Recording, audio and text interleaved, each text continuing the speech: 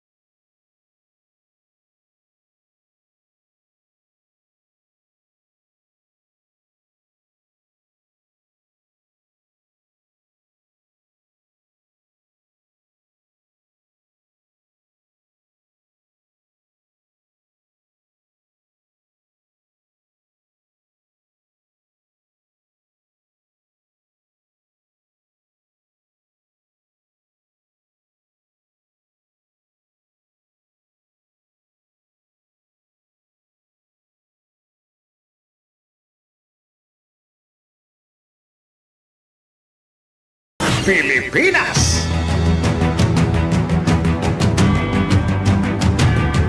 Dali kasi inaayos natin tong monitor ko para pogi.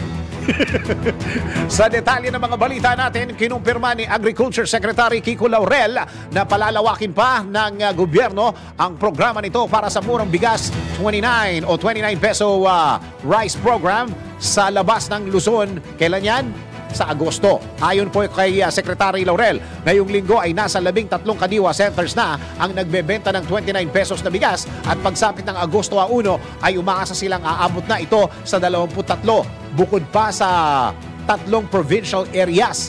Kabilang sa tinutukoy ng kalihim ang Cebu at Mindanao. Pagsapit naman niya ng unang quarter ng susunod na taon ay lalawak pa ang 29 peso rice sa kadiwa store sa buong bansa.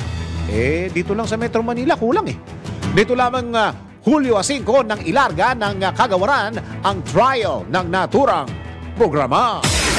Ronda Pilipinas. Kulang yun dito sa Manila, kulang. Samantala, epektibo na sa Miyerkules, July 17, ang taas sahod sa mga manggagawa sa National Capital Region po ito. Dahil dito, tataas ng 645 pesos ang arawang sahod ng mga non-agricultural o agriculture minimum wage workers mula 610 pesos. Teka muna, magulo. Baba mo ng konti ulit. 645 pesos dito sa NCR. Pero dun sa mga non-agricultural minimum wage workers, 610 pesos. O dati sa 610, tapos ngayon 645. Tama, kasi 35 yung pinatong, tama. 610 dati, ngayon 645 kasi 35 pesos yung nadagdag. Kaugnay nito, kinumpirma naman ni DOLE NCR Director Sara Mirasol na hindi maapektuhan ng nakabimbing apela na inihain ng mga labor groups ang pagpapatupad ng bagong wage order sa Metro Manila. Matatanda ang naghain ng petisyon ng Unity for Wage Increase Now at iba pang grupo ng manggagawa upang baliktarin ang Regional Tripartite Wages and Productivity Board ang wage order dahil giit ng UWIN, yun yung grupo, hindi sapat ang 35 pisong aumento sa sahod. Si Dennis Antenor Jr. Ronda Pilipinas. Samantala, tanggap po tayo ng report. Mga ahensya ng gobyerno na may police power dapat nang tumulong sa paghahanap kay suspended Mayor Alice Guo ayon sa isang senador. Alamin po natin ang report ni Patrol 19, Sally Ortega Bueno. Ate Sally, go! Dapat na magtulungan lahat ng mga ahensya ng gobyerno na may police power sa paghahanap at pag-aresto kay suspended Banbantarlac Mayor Alice Guo at 6 na iba pa na inisyuhan ng warrant of arrest ng Senado. Itiniyag ni Senate President Pro Tempore Jinggoy Estrada ngayong bigo pa ang mga tauhan ng Senate Sergeant at Arms at mga tauhan ng TNP na maaresto si Mayor Guo. Sa 8 ipinaaresto ng Senado, si Nancy Gamo, accountant ni Mayor Alice pa lamang ang tanging naaresto at nakadetain sa Senate. Ayon kay Estrada, mas maganda sana kung voluntaryo na sumuko si Mayor Guo para makaharap na sa susunod na pagdinig ng Senate Committee on Women, Children, Family Relations, and Gender Equality may kaugnayan sa mga ni-raid na illegal pogo. Pero kung hindi ito magkukusang sumuko, sinabi ni Estrada na bukod sa OSA at PNP, dapat tumulong sa paghanap at pag-aresto kay Mayor Guo lahat ng ahensya ng gobyerno na may police power tulad ng National Bureau of Investigation. Sa nakalipas na pagdinig, Senator Estrada nag-motion ipakontempt si Mayor Guo, makarang igiit na hindi katanggap-tanggap ang idinahilan nito na mental health issue kaya hindi nakaharap sa Senate hearing sa kabila ng sabina laban dito. Ang iba pang na-issuehan ng warrant of arrest na hindi pa naaresto ay sina Dennis Cunanan, Wen Yilin, Simen Lial Guo, Gian Zong Guo, Wesley Guo at Sheila Lial Guo. Ito sa Patrol 19, Sally Ortega Bueno para sa impilang metodong lakas sa DWIZ. Nagbabalita ng tama, naglilingkod ng tama. Kapag may bagong balita, naka-on air, agad-agad, DWIZ Patrol Report.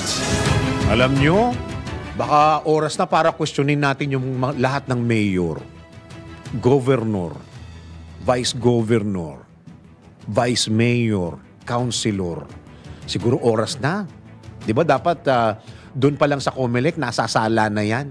Oo, kaso ang sabi ng COMELEC, wala silang power to investigate kasi ang power lang nila is to accept lang. Yun, dapat calling ang mga mambabatas. Okay, alamin na natin, kung bakit umuulan at saka bakit ganito. Magdamag ang lamig-lamig. Alamin na natin ang ating weather report. Pinakahuli, pinaka-latest, pinaka-napapanahon. Whether we like it or not, ito ang magiging DWIZ Weather Report. Dalawa ang meeting ko. Dalawa ang meeting ko, may lakad ako. Alamin natin kung mawawasak ang aking plano ngayong araw na ito. Pero kailangan kong puntahan talaga yung meeting na yun, whether it's rain or shine. Mag-rain or shine. So, alamin natin yung mula sa taong nangwawasak ng mga plano natin sa araw-araw mula kay Daryl Justin. Daryl, ano ba ang akala ko sasabihin mo, dalawa kailangan ko atin ng meeting, whether I like it or I like it. Correct. Diba? Whether I like it or I like it, Yes. pupunta. Yes. Magandang umaga, Pilipinas. Narito ang aking weather report. Bago ko pasadaan to Dennis, nung Friday kasi ng hapon, naglabas po ang pag-asa ng La Nina Watch o La Nina Warning nung nakaraang Friday. Oh. Dahil sinasabi nila na merong 70% chance na mabuo ang La Nina sa pagitan ng August, September o October. Pag sinabi po natin La Nina, ito yung kabaliktaran na El Nino. Kung sa El Nino, yung sobrang tindi ng init nung mga nakaraang buwan, itong La Nina, yung sobrang dami at lakas ng mga ulan na hindi karaniwan sa isang ordinaryong rainy season. Nasa 70% na hindi pa nila dinideklara, pero antabayan na lang natin mula August, September o October, sa later part of the year, doon nila idedeklara yon dahil hindi pa nga nila nakikita na may mga bagyo-bagyo. So may mga criteria pa sila na hindi rin nami-meet. So mag-aantabay din tayo sa update sa Pag-asa once na madeklara na nila yan. Pero ngayon July, hindi pa posible ang pagdeklara ng La Nina. Ngayon, kung bakit umuulan at madalas ang ulan ho ay nasa late night at madaling araw. Kung napapansin niyo, madalas madaling araw, alas 12, alauna, dire-diretso yun hanggang pagsikat ng araw, alas 5, alas 6, umaambon. Pero 7 a.m. hanggang sa makauwi sa bahay ninyo, napakainit. Ito dahilan. Umiiral po ngayon ang hanging habagat o southwest monsoon sa bansa, kung saan nakakaranas po tayo ng maulap na kalangitan na may mga kalat-kalat na mga pagulan at pagkulog sa Mindanao, Western Visayas, Palawan at Occidental Mindoro. Apektado rin ang southwest monsoon ng Metro Manila, kaya bahagyang maulap hanggang sa maulap na kalangitan na may mga magkakahiwalay na ulan at pagkulog at pagkidlat. Ito po ay nararanasan sa Metro Manila, nalalabing bahagi ng Mimaropa, Batangas, Cavite, Laguna at Bataan. Sa nalalabing bahagi naman po ng Luzon, akala ko naglalambing. Naglalambing? Oo nga, no? Parang nilagyan na ganun ng letter M, no? Naglalambing. Nalalambing pala. Nalalambing. Yung maraming naglalambing, yun nandiyan sa TOC natin. Yeah. Naglalambing daw ng kape. Saka hindi, lambing season ngayon. Yun nga, July, August, September, Yes. lambing season. Paano Yeah. yung Pasko na walang kasama? Ayun, SMP. Sa nalalabing bahagi naman ng Luzon, makakaranas ng isolated rain showers at thunderstorms. Dulot po ito ng localized thunderstorms. Silipin natin ang 3-day weather forecast. Simulan natin as usual sa Metro Manila, kung saan asahan natin simula Martes hanggang Huwebes ang bahagyang maulap hanggang sa maulap na panahon na may mga kalat-kalat na pagkulog at pagkidlat lalo na po sa gabi at madaling araw. Ang temperatura papalo mula 27 hanggang 34 degrees Celsius. 46 at 80% naman po ang tsansa ng pag-ulan. Sa Metro Cebu, kaparehas na kondisyon ang aasahan natin simula Tuesday hanggang Thursday. Isolated rain showers at thunderstorms, pero yung 70 na yung Wednesday, asahan po ninyo na magiging maulan ang buong araw ninyo. Maglalaro ang temperatura sa 25 hanggang 31 degrees Celsius at nasa 60 to 70% ang chance ng pag-ulan. Sa Davao naman, asahan din na maulap hanggang sa maulap na panahon na may mga kalat-kalat na pagkulog, pagkidlat, lalo na sa gabi. Simula po yan Martes ulit hanggang Huwebes. May temperaturang 25 hanggang 31 degrees Celsius at ang mga pag-ulan, chance ng pag-ulan ay nasa 46 hanggang 59%. Patuloy pa rin po ang aming paalala, wala man ang La Nina, umiiral po ang habagat. Kaya maging handa sa mga pag-ulan lalo na sa gabi at madaling araw. Kaya mainam pa rin po pagdala ng payong at kapote. Lalo na yung mga nagna-night shift, yung mga graveyard shift. Siguro din ninyo. Lalo na yung nasa Region 12. Ay, kakaiba doon. Bumabaha. Kung nakita, pwede ba natin upload yung satellite image rin natin? Kasi kung nakikita ninyo, ang kapal ng ulap sa bandang Mindanao. Yung satellite imagery natin, dulot po ito ng habagat. Habagat lang po ang umiiral sa ating ngayon na weather system, kaya... Ano yung satellite image? Na-satellite na ba? Sa satellite, makapal daw. Makapal. Makapal ang satellite natin. Ayan, oo nga, no? May kapal. Akala nga nung iba, pero nung nakarang weekend, nakita ko din sa reporting ng Pag-asa, may nakita silang low pressure area, pero ang good news, malayo ito sa bansa, nasa labas to ng PAR at hindi talaga ito pumasok. Ang punta nito ay bandang Vietnam hanggang China. Yun ang maapektuhan. Kaya medyo safe pa tayo. Wala pa namang ibang sama ng panahon na nakikita sa buong bansa, kundi yung southwest monsoon lamang. Kaya yung mga nasa Mindanao po, magandang umaga at ingat-ingat po kayo. Magdala ho kayo lagi ng inyong panangga. At kung malakas po ang ulan, wag na ho kayong magtangkang lumabas ng inyong mga tahanan. Sumikat po ang araw, ganap na alas 5:35 ng umaga. Asahan nating lulubog ito mamayang alas 6:29 ng gabi. At yan muna ang aking weather report, whether you like it or not. Ako po si Daryl Justin, nagbabalita ng tama, naglilingkod ng tama. Pinakahuli, pinaka-latest, pinaka-napapanahon, whether we like it or not. DWIZ Weather Report. Ronda Pilipinas.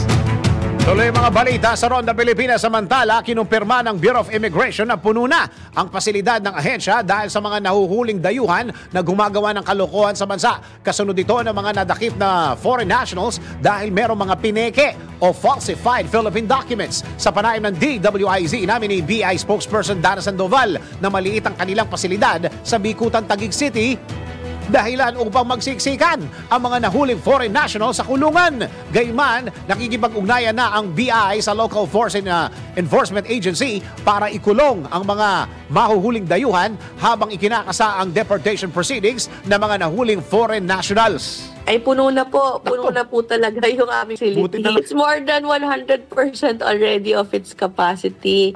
Yan talaga yung kumbaga challenge ngayon sa Bureau of Immigration. Po, meron po tayong nakalatag na expansion ng ating facilities po. Ngayon po ang ginagawa natin is nakikipag-ugnayan po tayo sa local law enforcement agency. So pagka may mga joint huli, maaari pong sa kanila muna ang physical custody while undergoing ang deportation proceedings.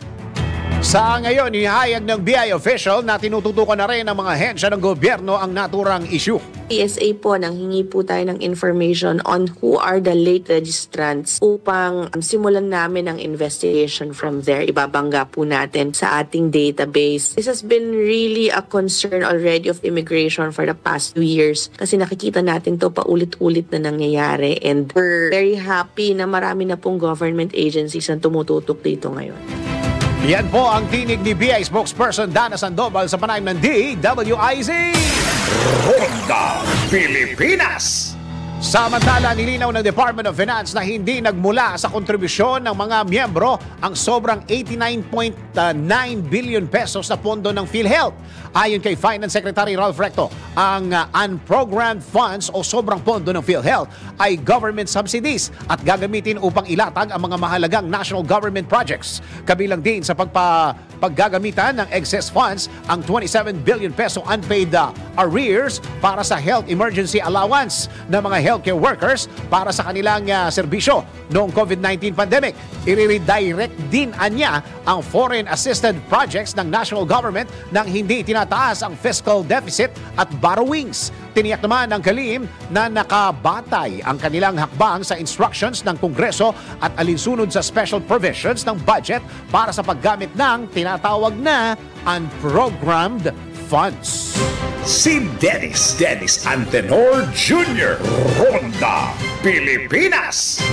Samantala, tanggap po tayo ng report. Senator Angara, opisyal ng manunungkulan bilang DepEd Secretary sa Biyernes, July 19. Alamin natin ang report ni Patrol 19, Sally Ortega Bueno. Ati Sally, go! Formal ng manunungkulan sa Department of Education, Senator Juan Edgardo Sane Angara sa Biyernes, July 19. Ayon kay Angara, nakatakda ang turnover ceremony sa July 18 at kinabukasan ay formal na siyang magte-take over sa posisyon bilang kalihim ng DepEd kung saan inaasahan niya makakausap at mahingan ng mga payo kaugnay sa pagpatakbo sa ahensya si Vice President Sara Duterte. Bago pa ang pag-turnover, kinumpirma ni Angara na nakipagpulong na siya sa ilang undersecretaries at Assistant Secretaries ng DepEd para malaman ano ang mga bagay na kailangan agad pagtuunan ng pansin. Partikular na inalam ng incoming DepEd Secretary ang paghahanda ng ahensya para sa bagong school year 2024 to 2025. Kasabay nito, sinabi ni Angara na bagamat may mga opisyal din ng DepEd anagain ang kanilang resignation, ay hindi pa siya tiyak kung magtatalaga na ng mga bagong opisyal dahil kailangan pa rin niyang pag-aralan ang sistema sa DepEd. Ito sa Patrol 19, Sally Ortega Bueno para sa impilang metodong naka sa DWIZ. Nagbabalita ng tama, naglilingkod ng tama. Kapag may bagong balita, naka-on air, agad-agad, DWIZ Patrol Report. Makakatulong ba ang EO62 o tapyas taripa sa imported rice para maipababa ang presyo ng bigas? Narito ang isang Siyasat Special Report. Malalimang pag-alam ng mga detalye para maitama ang mga maling balita sa Siyasat. DWIZ Investigative Report.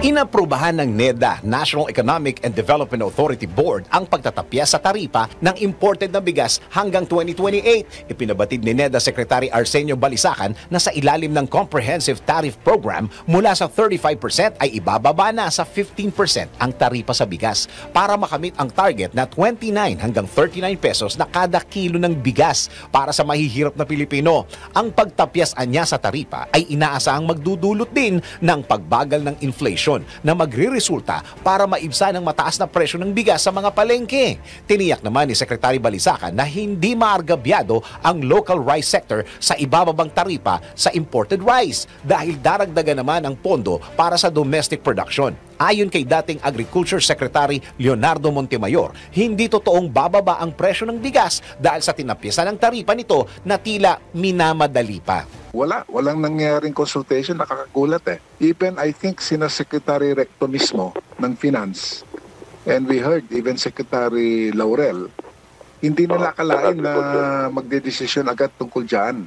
So lahat po kami gulat, and we think hindi po, as I said, hindi po dumaan sa tamang proseso itong bago nagkaroon po ng NEDA decision. And of course, several things also, palagay namin yung gustong mangyari ng mga nagtulak nitong 15% na taripa sa bigas. Sa palagay namin, hindi po mali po yung kanilang yung assessment ng sitwasyon, at sa palagay namin hindi magkakatotoo yung kanila pong sinasabi na dahil daw tinapyasan yung taripa ay bababa daw yung presyo po ng bigas para sa ating mamimili by as much as 5 to even 7 pesos per kilo daw.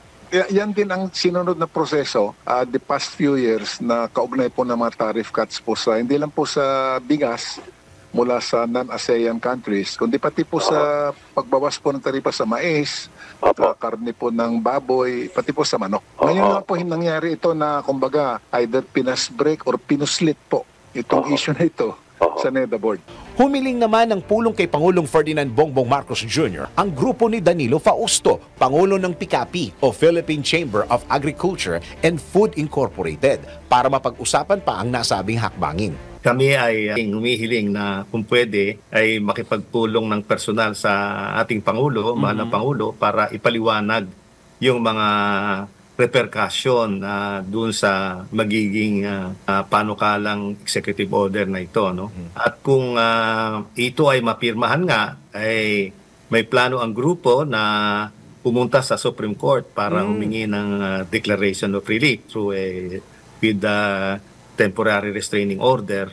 Dahil yung proseso at protocol sa paggawa ng pagbaba o pagtaas ng taripa ay hindi sinunod. Ano? Normally, merong consultation yan at public hearing sa Tariff Commission. Hindi yan nasunod at diretsyo na lang na ipinasok sa NEDA board at pina-approve sa Pangulo. So ang pananaw namin, hindi nabigyan ang Pangulo ng kumpletong impormasyon tungkol dun sa repercussion itong pagbaba ng taripa. Naniniwala naman si Agri Party List Representative Wilbert Lee na sa maikling panahon lamang dapat ipatupad ang pagbaba sa taripa sa bigas. Ito po ay dapat pansamantala lamang, no? Hindi po ito dapat na pang long term, no? Ganun katagal, no? Kasi ang sinasabi hanggang 2028 daw ito, no? Para sa akin, ito dapat ay pansamantala lamang. Habang ngayon na mataas po ang presyo ng mga bigas, dapat po ito ay okay po ako dito, no? Suportado po ako dito. Pero una sa lahat, dapat po itong i-monitor talaga at tingnan mabuti. Baka po ang mangyari, ilang grupo lang ang makinabang dito at hindi rin talaga maramdaman ng ating pong mga kababayan, no?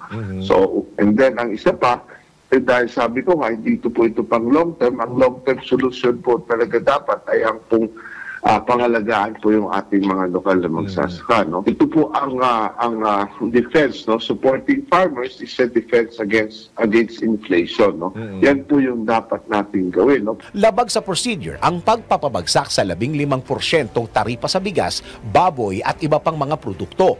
Binigyan din ito ni Senador Amy Marcos na nagsabi ring tanging sa panahon lamang ng emergency uubra ang nasabing hakbangin kung kailan wala nang magagawang paraan sa kakulangan ng lokal na supply. Ipinabatid naman ng ekonomistang si Michael Ricafort na ang bawas taripa sa bigas ay makakatulong para mapababa ang inflation sa 0.36% o nasa halos 4% na lamang sa pagtatapos ng taong ito. Dahil sa nasabing hakbangin, iginigiit ng agricultural groups ang pagbitiw sa pwesto ni Secretary Balisacan. Naninindigan naman si Secretary Balisacan sa desisyon ng ahensya na irekomenda ang tapyas taripa dahil unanimous ang desisyon ng NEDA Board na sundin ang rekomendasyon ng Committee on Tariff and Related Matters hinggil dito. Ang Department of Trade and Industry, ang chairman ng CTRM at kasama rito ang Department of Agriculture at iba pang mga kagawaran at ang Tariff Commission. Si Pangulong Ferdinand Bongbong Marcos Jr. ang chairman ng NEDA Board at vice chair naman si Balisacan. Sadyang napakalapit sa sikmura ng mga Pilipino ang usapin ng bigas dahil kilala ang mga Pilipino bilang rice lovers. Kaya naman sa kaunting paggalaw lamang ng presyo ng bigas ay malaking alalahanin pa rin ito sa mga Pilipino. Dahil dito, hangad ng siyasa team ang higit na pagtutok ng gobyerno, hindi lamang sa kalidad ng bigas kundi maging sa presyo nito, lalo na't patuloy din ang paghigpit pa ng budget ng pangkaraniwang Pilipino. Sa pangalan ng siyasa team, ako si Dennis Antenor Jr., nagbabalita ng tama, naglilingkod ng tama. Ikalat ang tama, ikalat ang totoo. Follow these reports on our DWIZ digital channels, DWIZ News website, Facebook, YouTube, and DWIZ X account. Ang tama ang dapat ikalat sa Siyasat DWIZ Investigative Report. Ronda Pilipinas. Kasi pagka binawasan, tapos kalaban din ng mga local na bigas natin dito dyan, yan, yung pagbawas ng presyo na yan, malulugi rin yung local na magsasaka. Hay, ang hirap maging gobyerno. Kailangan talaga mag-i-strike ka ng balance diyan. Sige, teka muna, mangungumusta muna ako ha. Mangungumusta muna ako sa mga kastig. Sa Arena Plus! Gawin pa nating exciting at mas astig na astig ang araw mo gamit ang Arena Plus app. Dahil sa Arena Plus, astig ka sa sports. Ang Arena Plus ang hottest online sports betting platform na talagang magpapabago sa paraan mo ng pag-i-enjoy sa mga paborito mong laro. Kasabay ng Paris Olympics 2024, tara't samahan nyo kaming suportahan ang ating mga atleta sa Ginto para sa astig na atleta campaign ng Arena Plus. Sabay-sabay rin nating i-cheer ang newest ambassadors na sina gymnast and Olympian Carlos Yulo at boxing champ Yumir Marshall. Mangolekta ng up to 2,024 daily rewards gamit ang Arena Plus mula July 15 hanggang August 11, 2024 as Olympics Payday. Bukod dyan, pwede mo nang tutukan ang mga latest na scores and results sa mga inaabangan mong laro worldwide kagaya ng PBA, NBA, PVL, soccer, basketball, volleyball, boxing at marami pang iba. Dahil dito sa Arena Plus app, kumpleto at always updated. Safe kayo dito dahil ang Arena Plus ay licensed ng PAGCOR. Sa mga casting listeners and followers out there, download Arena Plus app now in App Store. You can watch it also on arenaplus.ph sa Arena Plus, astig sa sports. Remember, gaming is 21 years old and above only. Keep it fun, game responsibly. Ronda Pilipinas. Pilipinas ang ating oras. Iyon, 33 minuto makaraan ng alas 10 ng morning. Si Dennis Antenor Jr. Ronda Pilipinas. Tuloy-tuloy ang mga balita at impormasyon sa Ronda Pilipinas sa Monday po sa Monday. Pero bago yung Monday, Sunday muna. Sunday yung ating iboto ang tama, itama ang boto, yung ating election education kung saan magde-demo po ang COMELEC ng bagong makina. Yung sa Miro. Abangan nyo. Dito po yan sa Aliw Channel 23 at DWIZ. Kasama dyan ang DWIZ News FM sa buong Pilipinas. And of course, kinalunisan naman ay SONA ng Presidente. SONA ng Presidente, DWIZ special coverage ng State of the Nation address ni Pangulong BBM. At talking about SONA, nasa linya po natin ang spokesperson po ng QCPD, si Police Captain Feby Madrid. Sir, magandang araw po. Sir, good morning. Captain Madrid po, Feby po. Sir Dennis, good morning. At sa lahat po ng taga-subaybay po ng inyong programa. Iyon, pasensya na po kayo. Okay, Cap, siguro tanong muna natin, ilan ho talaga yung mga pulis na naka-schedule o nakatutok sa SONA? Sa ngayon po, ang ating pong preparation po para po dito sa deployment nitong third SONA ng ating pong Pangulo ay katulad din po last year na mag-deploy po kami ng informed personnel na 6,000 plus po. Ito po galing lang sa QCPD, Cap. Sir, ito na po ang kabuuan po ng PNP deployment. Kasama na po dyan ang pwersa po ng buong NCRPO sa iba't ibang district, yung mga augment po. At of course, kasama na din po yung sa national headquarters and ito pong ating mga augment din from other region. Itong Region 3 at saka Region 4. Saan ho galing yung 20,000 na pulis? Wala akong 20,000 na pulis, Cap? Sa ngayon po, yan lang po ang ating naka-ready na deployment dito po sa Quezon City. Actually po, yan din po ang ating sisilbing guide. Kasi po last year, we just copy kung ano po yung mga naging deployment platter. So, ang ating pong security preparation this year ay the same of last year. Iyon. Okay, so wala akong nakalib, Cap? Definitely po dito sa Quezon City, may moratorium po ang ating district director na wala po munang leave at after po meron naman po tayo. Okay, Cap, kami napatawag dito po sa DWIC para i-confirm, para malinaw ho itong pinag-uusapan tungkol po sa mga FVGs, lalo na yung mga magsusunog. Ano ho ba talaga? Kasi meron daw ho kayong parang order na parang, paano ba to? Huhulihin nyo po yung mga magsusunog ng FVG? Sir, ang sinasabi po natin, ito po ay pronouncement po ng ating District Director, Police Brigadier General Redrico A. Maranan, nitong nakaraang linggo, na na-brought up po ito kung may mga sakaling magsusunog po ng mga effigies ng ating mga rallyista. Unang-una po, dito lang po tayo, ang ating pong mandato ay magpapatupad ng batas, and dito lang po tayo nakatuon sa provisions kung ano po ang nakasaad dito sa BP 880, itong Public Assembly Act, na kung saan nandoon po kung ano lang ang po pwede at kung ano lang din po ang bawal, kung ano po ang bawal. So nakasaad po doon na kung ano ang mga bawal. Kaya po doon lang po tayo pagsumunod. Opo, kasi sabi ho ng batas yata bawal magsunog sa kalye. Yun ho yun, Cap. Tama. Yes po, tama po kayo dyan, sir. Opo. Pero po itong panahon ng SONA, ay kung sino man ang magsunog, huhulihin po ninyo? Yes po, yun po ang ating mandato na magpanatili ng kaayusan at kapayapaan para po sa zona ng ating Pangulo. And kung meron man pong lumabag dito, ay definitely po atin po silang aarestuhin at ipa-filean po sila ng kaukulang kaso. Okay, so ang huhulihin po ninyo yung nagsusunog, yung nandoon sa sunog at saka nagplano? Paano po ba, Kap?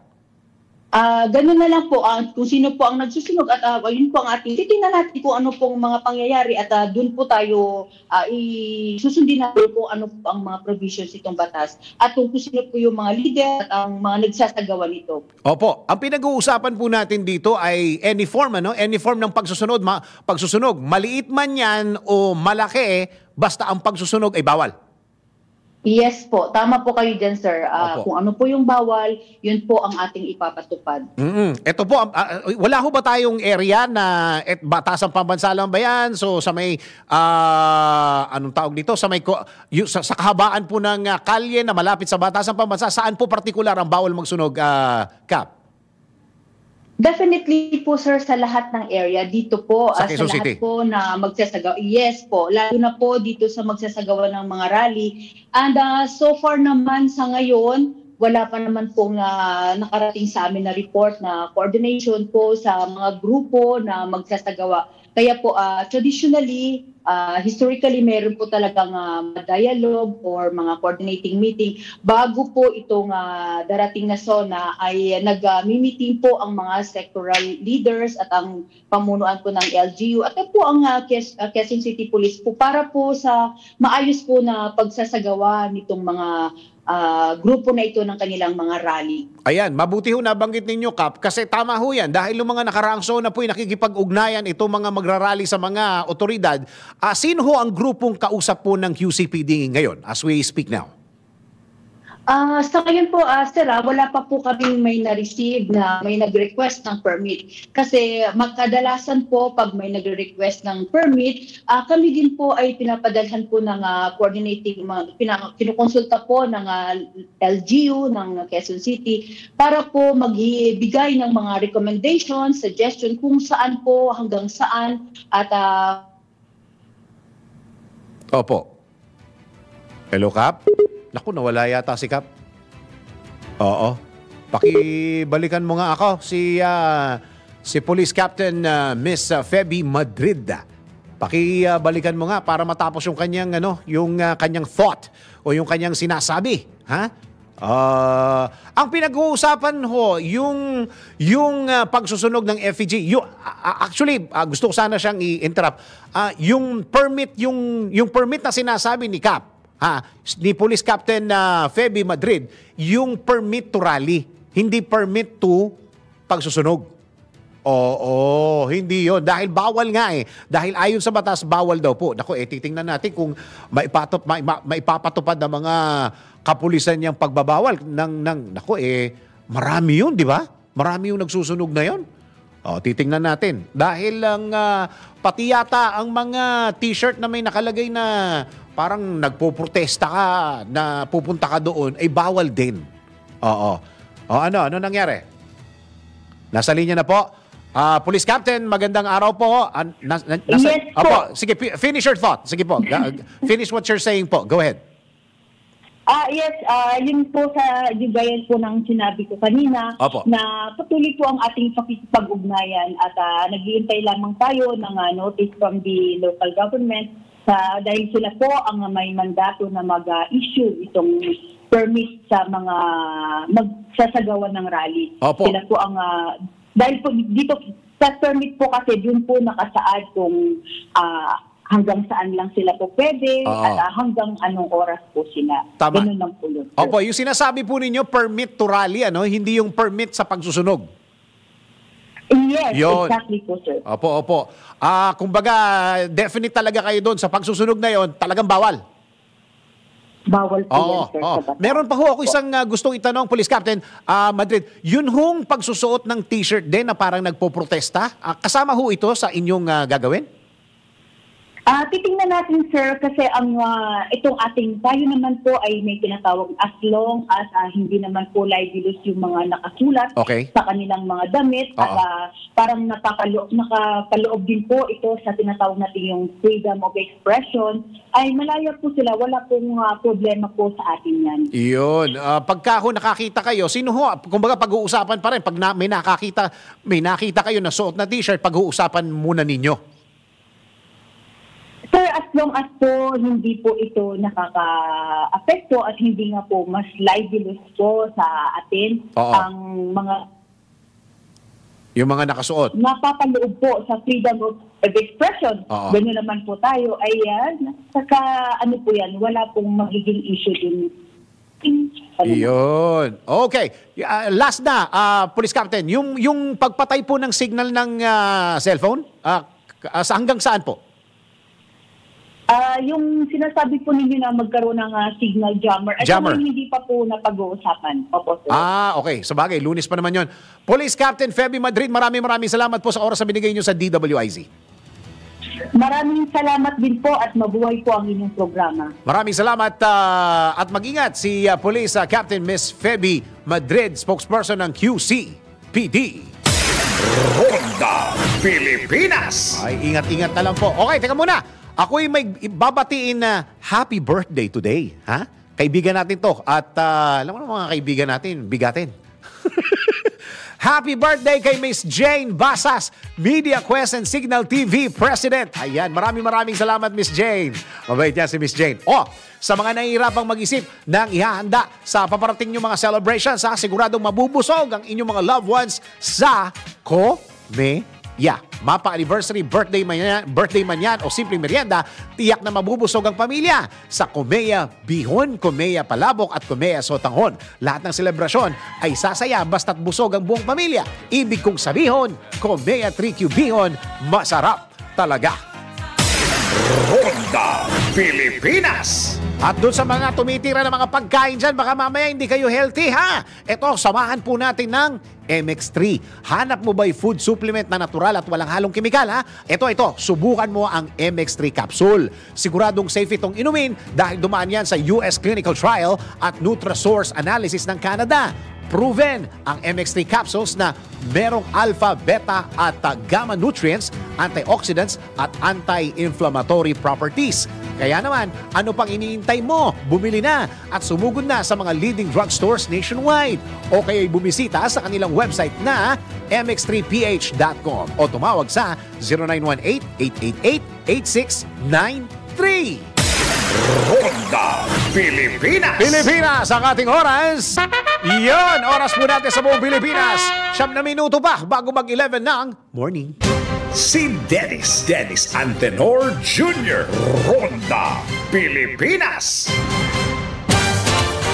Tuloy ang mga balita sa Ronda Pilipinas. Samantala, 30 Ravenna nakasama sa off-season na workout si Klay Thompson at NBL. Nag-renew ng broadcast partnership sa Aliw Broadcasting Corporation. Sports News mula kay Daryl Justin.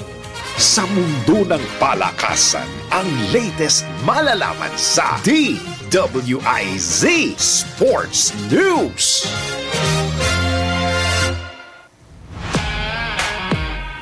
Gumawa ng ingay sa social media ang ating kababayan at basketball player na si 30 Ravenna. Nasa Amerika ngayon si 30 upang i-enjoy muna ang kanyang downtime habang nagpapatuloy siya sa kanyang off-season workout. At ibinahagi ni 30 na nakalaro niya si newly traded Dallas Mavericks star Klay Thompson. Nagbahagi si Ravenna ng ilang mga litrato sa kanyang Instagram account habang naglalaro at kinakausap si Klay. Ito ang ikalawang pagkakataon na nakalaro ni 30 ang 4-time NBA champion. Sa kanilang unang pagkakataong maglaro, nasa Golden State Warriors pa si Klay. Samantala, selyado na ang broadcast partnership ng National Basketball League o NBL at ng Aliw Broadcasting Corporation. Naganap ang contract signing noong nakaraang linggo sa corporate offices ng Aliw Broadcasting Corporation. Present sa nasabing signing sina NBL Executive Vice President Rose Montreal at VP for Basketball Operations Edward Aquino. Sa panig naman ng Aliw Broadcasting, ito ay pinangunahan ni Aliw Broadcasting Corporation EVP at General Manager Attorney McNeil Rante, VP for Business Development Dennis Antenor Jr., at Sales Director Noli de la Cuesta. Mapapanood ang susunod na season ng NBL exclusively sa Aliw Channel 23.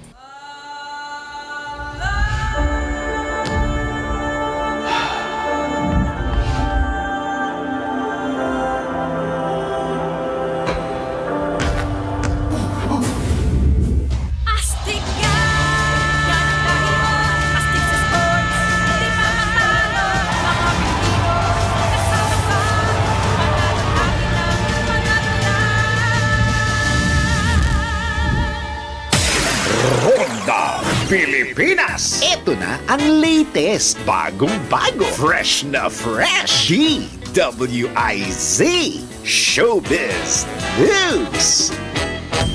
Samantala, Ellen Adarna nileksyonan ng isang basher na pumansin sa haircut ni Derek Ramsey. Showbiz balita mula kay Anton.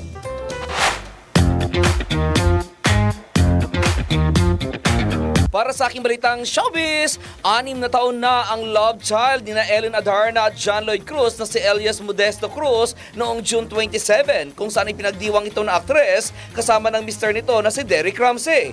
Noong isang araw lamang ay pinost ni Ellen ang mga picture ng kanilang celebration sa kanyang Instagram account, kung saan nilagyan niya ito ng caption na "Happy birthday, my not so little boy, forever my baby you'll be", at nilagyan niya ito ng heart emojis at hashtag na number 6. Nagkomento naman dito si Derek ng "Love you Bobby" at nilagyan niya ng heart emojis, kung saan dinagsari ng pagbati mula sa mga celebrity at followers ni Ellen si Elias. Ngunit may isang netizen na nagkomento dito ng "His father needs to procure a decent haircut" at Maria Elena Adarna. Ang naturang komento na nasabing netizen ay hindi pinalampas ni Ellen nang sagutin niya ito ng "Manong, do I need to remind you why minding your own business is important?" Sinundan pa ito ni Ellen ng "You don't feed us" at nilagyan niya ng melting face emoji. Sumagot naman dito si Derek ng "I think you just want to use the word procure to sound smart" at nilagyan niya ito ng laughing emoji. At iyan ang balitang showbiz para sa impilang may todong lakas, DWIZ.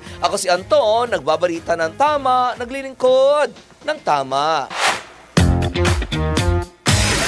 Ronda Pilipinas. At bago tayo magpaalam, tayo muna magpatamang quote of the day. Minsan sa negosyo, hindi lang yung kita ang nagpapasya, kundi yung nalaman mo kung sino mga taong sumusuporta sa iyo ng totoo. Ayan. Pasalamatan din natin yung mga taong hindi ka iniwan for how many years, kahit na ganong kahirap magnegosyo. Ayan. May mga taong ganyan. Tap on the back, pwede na yon. O kaya simple na saying na thank you o kaya kape. At yan ang kabuuan ng mga balita at impormasyon sa Ronda Pilipinas. At awayan na po ang susunod na programang Yes, Yes, Yo, Topasyo with Miss Juvie de Guzman. Maraming salamat, Pilipinas. Ako ang iyong naging tagapagbalita. Ako si Dennis Antenor Jr. Nagbabalita ng tama, naglilingkod ng tama. Ang mga malalaking mga balita, ang mga matitinding mga pinag-uusapan, ang mga maiinit at pinagtatalunang mga issue. Lahat hagip, lahat malalaman. Hindi lang sa buong Metro at Mega Manila. Kasama na ang buong Pilipinas. Hahagupit na ang mga malalaking issue sa Ronda Pilipinas.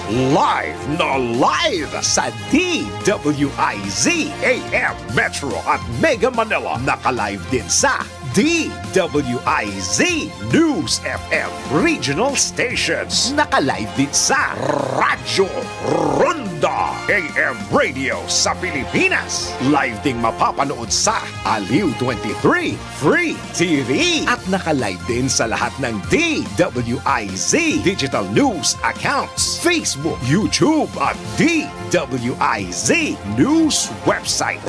Ronda Pilipinas. Wala nang mahuhuli sa balita. Wala nang maiiwanang issue na hindi mo alam. Ngayon, updated ka na sa Ronda Pilipinas. Kasama si Dennis Antenor Jr.